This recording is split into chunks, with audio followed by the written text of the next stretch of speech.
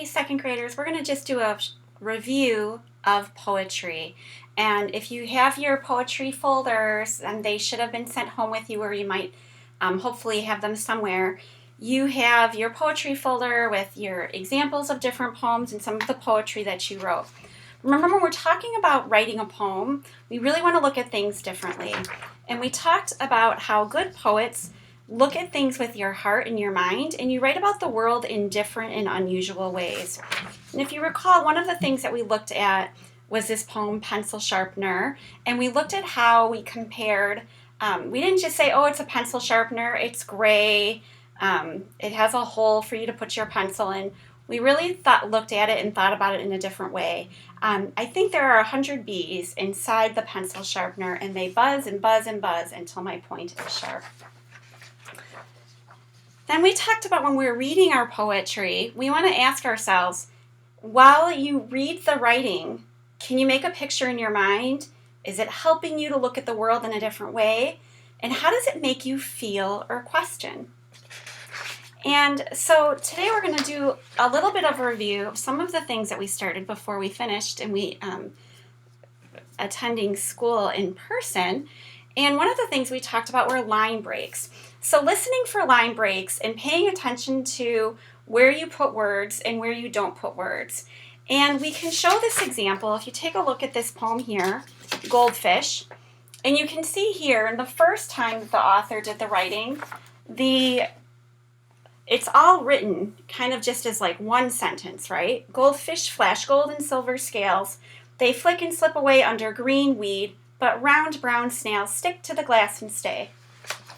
Then the author thought about how they really wanted it to sound and how they wanted to make it have more emotion, more feeling. And so they put in line breaks. And now we can see the new piece underneath. And now we would read it with a longer pause at the end. Goldfish, flash, gold and silver scales. They flick and slip away under green weed, but round brown snails stick to the glass and stay. And definitely you can tell just by looking, the second version is definitely our better version because it really gives more emotion and more feeling. So you'll want to think about when you are writing your poems, where you want to put those line breaks to help you. And one of the things that you can do when you're looking, you can see here, this person decided to make a new line. That's what we call a line break. We're breaking up the line right after the word goldfish. And what you would do is you would draw on your draft piece just a vertical line in the places where you felt like you wanted to make the changes. Now we're going to look at some of the other different things that you can be thinking about. We want to make sure that when you are writing, you are thinking about a big idea, a big feeling. And so when you're trying to think about and you're thinking, oh, I have no idea what to write about, I can't think of any poems, you might choose a small moment that's special to you, an image, something that you might write about love or happiness, or an object. So be kind of thinking about what is something that is really special to you or really important and gives you a big feeling. And those are some of the strategies that poets use to write poems. You'll experiment with line breaks, and you'll see if you can write about things in different ways. The other things that I want to review with you that we had gotten started is some of our different parts of speech and kind of exploring language and some of the other cool things that you can do to create a strong, fun image. So, second graders, we learned a lot about ways that authors make their writing more exciting. And we learned about rhyming. When the author uses words that have the same ending sound that rhyme. And we gave the example, so the duck quacked again and sat on a hen.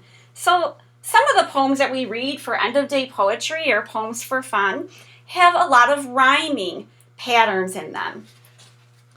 Some of the poems that we read have a lot of repetition. So the author is repeating a phrase or a sentence or words to help give it, the book or the poem, a little more excitement.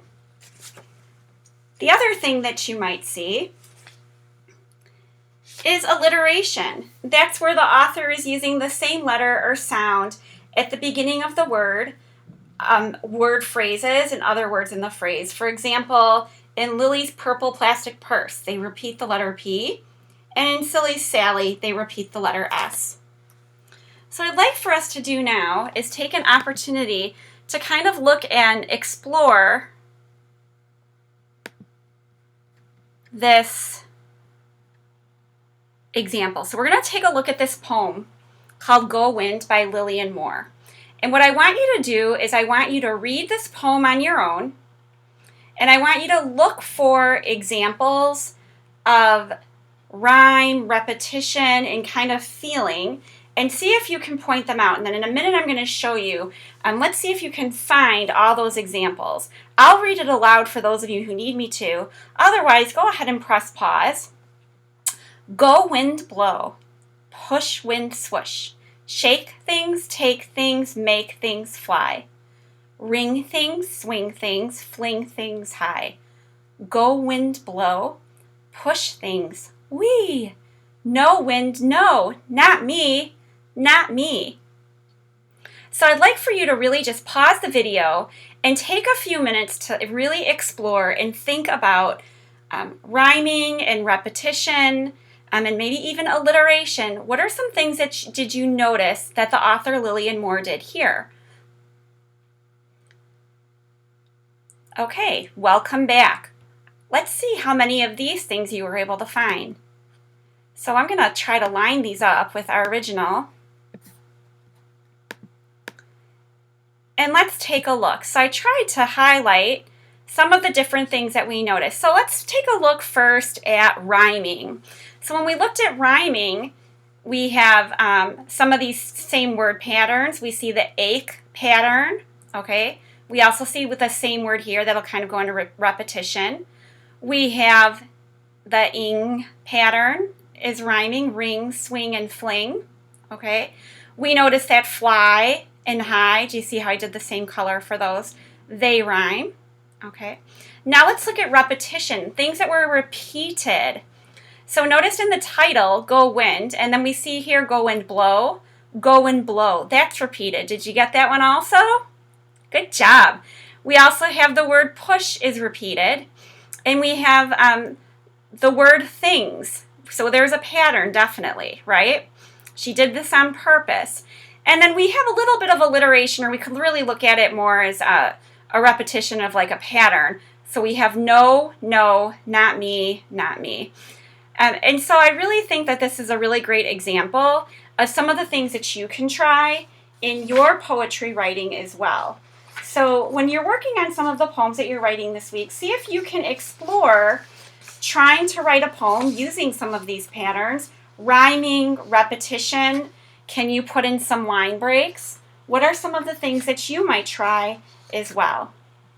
All right, poets, get to work. Share your poems with your teachers. We always love to read them and share them with the class. We're also thinking and talking about doing a poetry slam through our virtual learning, so you'll keep your collections of poems in your poetry folder, work on your favorites, and let's see what we can come up with together creatively.